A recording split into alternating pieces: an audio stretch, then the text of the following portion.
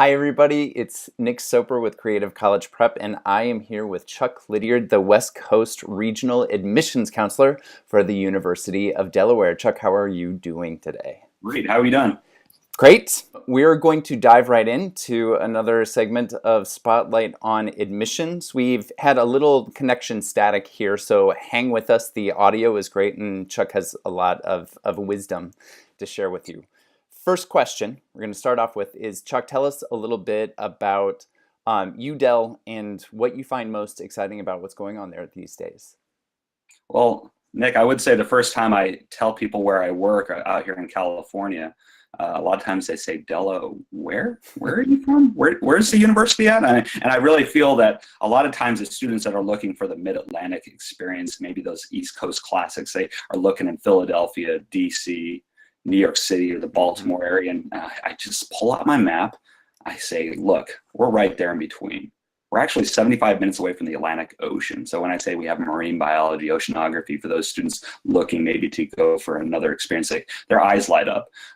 So I tell students both in Northern and Southern California, for those that maybe want to explore a little bit of the East Coast, maybe when they're going to take a visit, they can go to New York, they can go to Baltimore or Washington, D.C., which do also have convenient nonstop flight options as well. And if you like, you can take the Amtrak or the commuter SEPTA line from Philadelphia to the south end of our campus. It's easy to get from the center of campus to that train station. It gives our students a lot of social and academic urban options. Awesome. That's great. And I know we've talked before about the entrepreneurship programs there and some of the entrepreneurship offerings. I know that's been a big point of interest for some of my students. Do you want to say anything about that? Absolutely. And I feel that the flexibility academically allows our students to explore their interests. We just recently, about 4 years ago, added the Horn program in entrepreneurship within our Alfred Lerner Business School.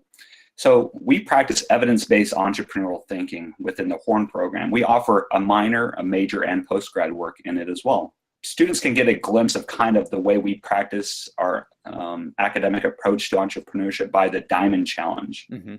The Diamond Challenge is essentially a venture concept competition that's open to all students around the world. And the Diamond Challenge allows students in grades 9 through 12, they don't have to be applying to Delaware, but maybe they just love entrepreneurship. That they're able to take a unique idea that they have in either business or social venture and actually put that idea into action while they're in high school. Right. We have video curriculum to help them actually start from start to finish, get that idea into a written business plan. But we also believe that you have to be able to communicate and sell your idea as well. So part of the competition is if you're near a live regional pitch site, like we have 3 here in California, you'll actually pitch your idea in front of live entrepreneurs. But if you're not, let's say that you're in a part of the country or a world that doesn't have a regional location, you can actually upload your pitch video. And we essentially accumulate the regional winners, both virtually and also throughout our 11 regional pitch sites. These winners come together at the Youth Entrepreneurship Summit, which will happen the very first weekend of April at Delaware. And that's the global semifinals and finals. There's up to $100,000 in total prize money that can be used to help further proceed your idea into implementation, or actually just maybe even for higher education scholarship. But you build a lot of good real world skills, hard skills that you'll certainly use both while in high school, through the application process, but even in college and beyond. So amazing. What kinds of things do you find yourself looking out for in the applications that helps to set some students apart from other ones? Absolutely. Obviously, there are some majors at University of Delaware that are a little bit more competitive than others, but I think that if you combine all of them together, we'd like to see students that are challenging themselves as much as they can in the school environment that they have. And so we do a holistic review of the application. We like to see students that challenge themselves with maybe some honors or AP courses if they have them in subject areas that make sense for them. A lot of students going to engineering or our business are looking at math, high-end science courses. But we also, being a residential campus in Newark, Delaware, we really care about what that student is doing in their own community. I always like to just say, own your individuality and be able to express it.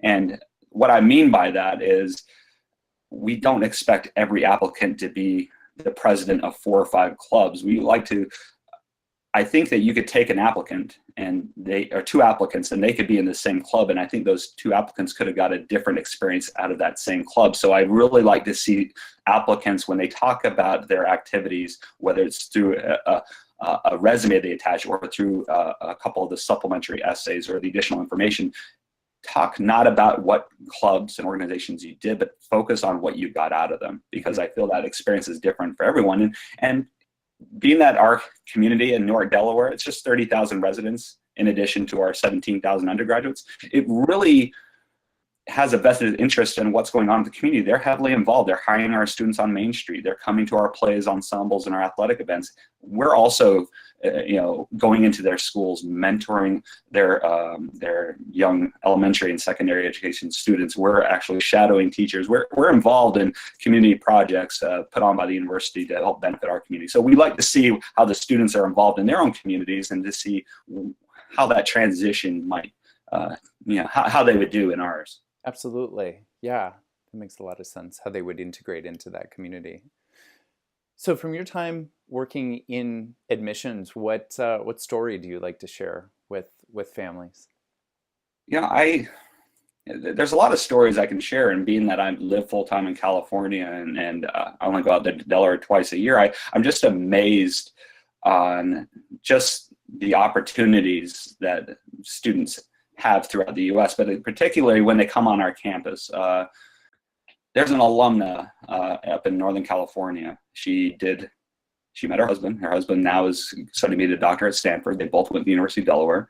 She went on to Harvard and Penn to do her post-grad work. She works at Genentech up in Northern California. And she just said her experiences postgraduate at Penn and Harvard, being able to see that some undergraduates didn't have the access to the professors she had right at Harvard and Penn. It was just completely opposite what she experienced at the University of Delaware. She had the experience of being able to go and learn from professors doing cutting edge research. We're doing a lot of great stuff. And, that experience kind of seemed the opposite of it. She really was glad that the University of Delaware provided that experience to learn early on how she could integrate her interests into real life experiences. And that certainly has helped her in her career. And we actually have over 6,000 alumni in the state of California.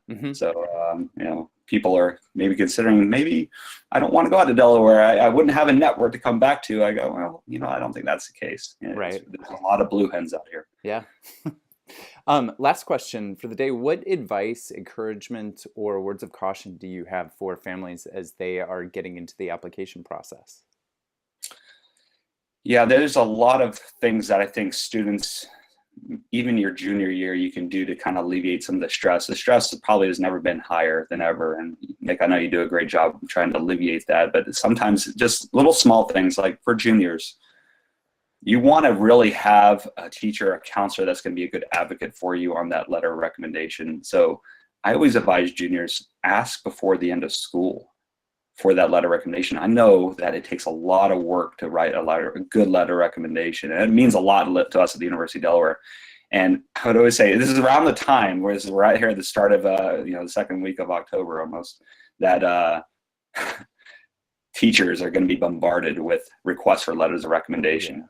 And so I would say, look in the eye. If you didn't get it before the end of your junior year, look in the eyes of anyone you requested. If they kind of roll their eyes at you, it's not that they don't think that you're a great candidate, that you're going to be successful in college. It's just possibly that you don't know how many people might have asked them earlier in the week. And those can take 2.5 hours to write a proper one as well. So line those up before you actually leave your junior year. Allow them the time to work over it over the summer. They would love you for that. And just take, honestly, a few hours a week during the summer, to just get away from distractions at home, family, work. Just go by yourself and just start brainstorming what you might consider for your essays. Those essays are the opportunity for the student to have a voice in the process. So getting as much time and just managing that time throughout this whole process, which kind of really extends to your junior and senior year now, I would think,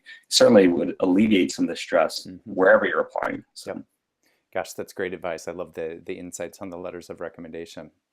That is it for today. I'm so glad we got a chance to hear about UD and to hear from you, Chuck. What are the best ways for families who are watching to find out more? Absolutely. Go to our website, www.udel.edu. Okay.